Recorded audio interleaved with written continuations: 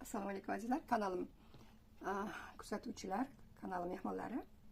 Bugungi video to'qish playlisti bo'yicha nakit to'g'risida mashqlarni bajarib ko'rsataman.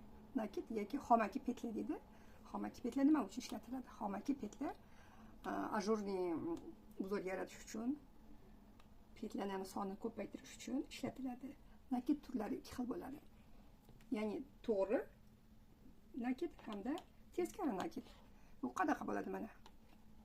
Petlarni har doimgidek oddiy usulda terib oldik, nabor qilib oldim. Mana nakit, mana bu nakitimiz.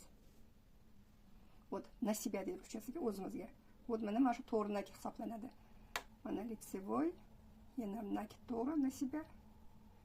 Лицевой nakit, лицевой ya'ni прямой nakit, ya'ni to'g'ri nakitimiz. Mana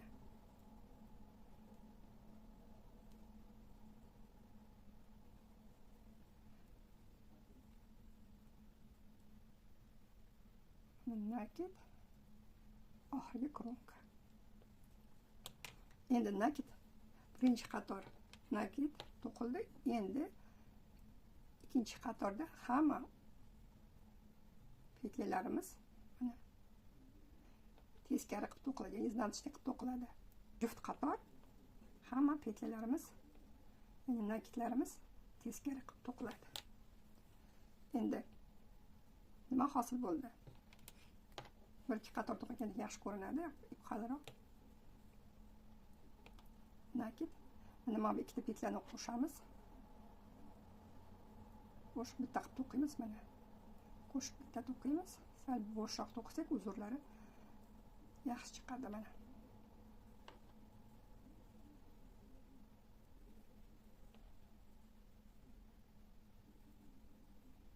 Mana o'zimizga olamiz. Mana ipni bundoq nakit qilganda o'zimizga, ya'ni to'g'ri nakit.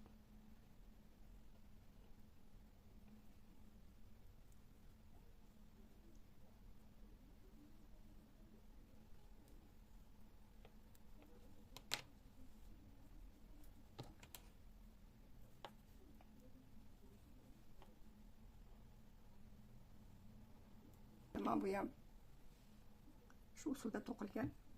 Endi nakit yordamida sochlarni yig'ish uchun, yuzimizga maska qilganda sochni yig'ishtirish uchun abaduk shunaqa chiroyli narsa to'qish mumkin. Mana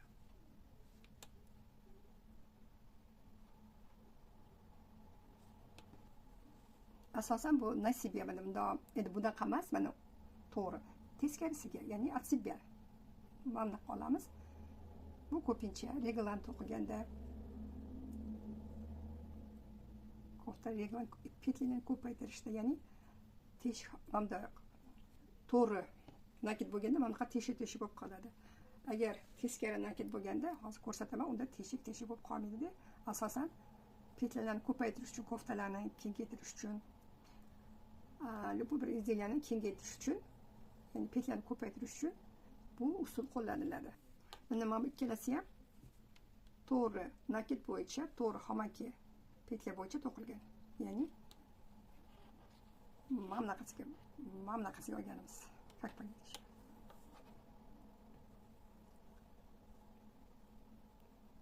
Endi bu mana shunaqasiga turibdi. Teshik bo'lib qolmasligi uchun mana bu o'ng yelkasidan yoki bo'lmasa передний anaqa deymiz, stenka deymiz, oldingi old stenkasidan, devoridan olib to'qimiz. Mana o'shanda teshik hosil bo'lmaydi. Yana bir marta ko'rsataman. Mana o'ng birinchi old devoridan olib teskari to'qimiz.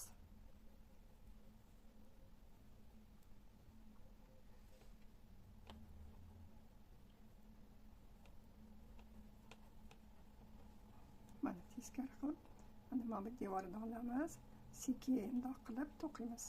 Mana hech qanaqa mana bu usuldagidek teshik hosil bo'lmaydi. Ya'ni bu petlalarni sonini ko'paytirish uchun juda yaxshi usul. Mana sekin bundoq qilamiz-da. Mana juda oson.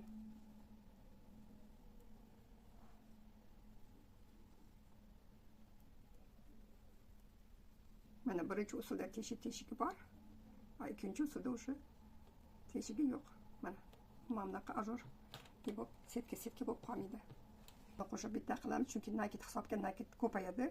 O'shaning uchun ikkitani bitta qilib, bitta o'qib to'qiymiz mana. Agar shunaqa qilmasak, petlalarimiz soni ko'payib ketadi. Mana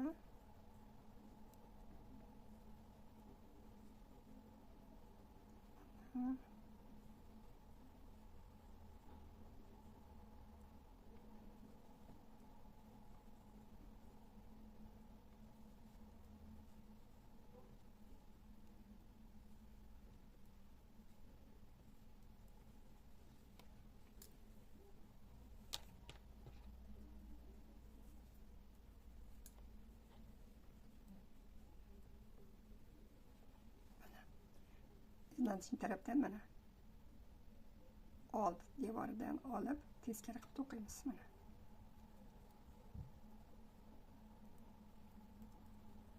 Shunda mana teshik hosil bo'lmaydi.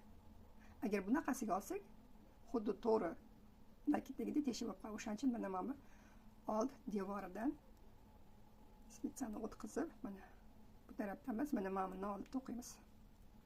O'shanda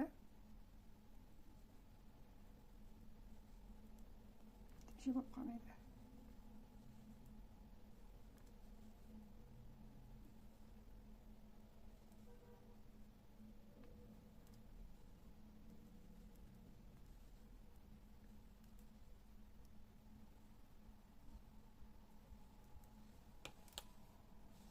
Mana videolarimda reglan to'qib ko'rsataman. O'shanda yana bir marta bu nakit to'g'risida to'xtalamiz.